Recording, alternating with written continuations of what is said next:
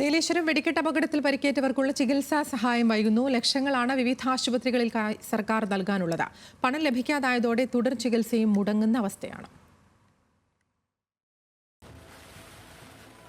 October 28-ന് രാത്രിയാണ് നീലേശ്വരം അഞ്ഞൂറ്റമ്പലം വരർക്കാവിൽ കളിയാട്ടത്തിനിടെ പടക്കം പൊട്ടി 6 പേർ മരിക്കുകയും 200-ലേറെ പേർക്ക് പൊള്ളലേൽക്കുകയും ചെയ്തത്. ചിലർക്ക് 2 മാസത്തോളം ആശുപത്രിയിൽ കഴിയേണ്ടി വന്നിരുന്നു.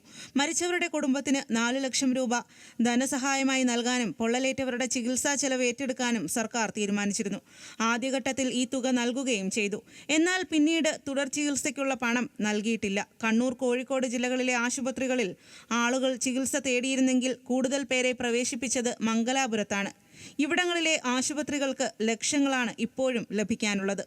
1,56,80,000 രൂപ കേരള ഗവൺമെൻറ് ഇതുവരെ കൊടുത്തിട്ടില്ല. ആ പണം MP ഇടപെട്ട് വാങ്ങിച്ചു കൊടുക്കണമെന്നാണ് അവരുടെ ആവശ്യം. അപ്പോൾ ഞാൻ പറഞ്ഞത് സംസ്ഥാന മുഖ്യമന്ത്രിയുടെ ശ്രദ്ധയെ ഞാൻ പെടുത്താം. അപ്പോൾ ഇന്ന് ആ കത്ത് ഞാൻ സൂക്ഷ്മമായി വായിച്ചു നോക്കിയപ്പോഴാണ് ഓരോ ആളുകൾക്കും അവർ ചെലവാക്കിയ പണത്തിൻ്റെ കണക്ക് വന്നിരിക്കുന്നത്. ഗുരുതരമായി പൊള്ളലേറ്റവർക്ക് 6 മാസത്തോളം തുടർ ചികിത്സ വേണമെന്ന് കളക്ടർ നേരത്തെ റിപ്പോർട്ട് നൽകിയിരുന്നു. എന്നാൽ സർക്കാർ ഇത് പരിഗണിച്ചില്ല. ഒപ്പം അന്ന് സർവീസ് നടത്തിയ ആംബുലൻസ് ഡ്രൈവർമാർക്കുള്ള തുകയും സർക്കാർ നൽകിയില്ല.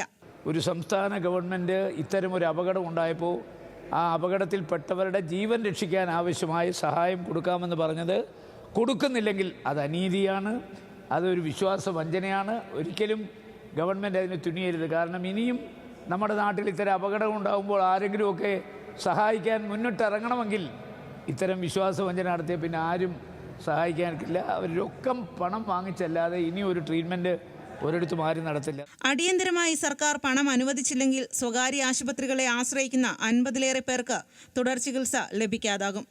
ന്യൂസ് മലയാളം, കാസർഗോഡ്.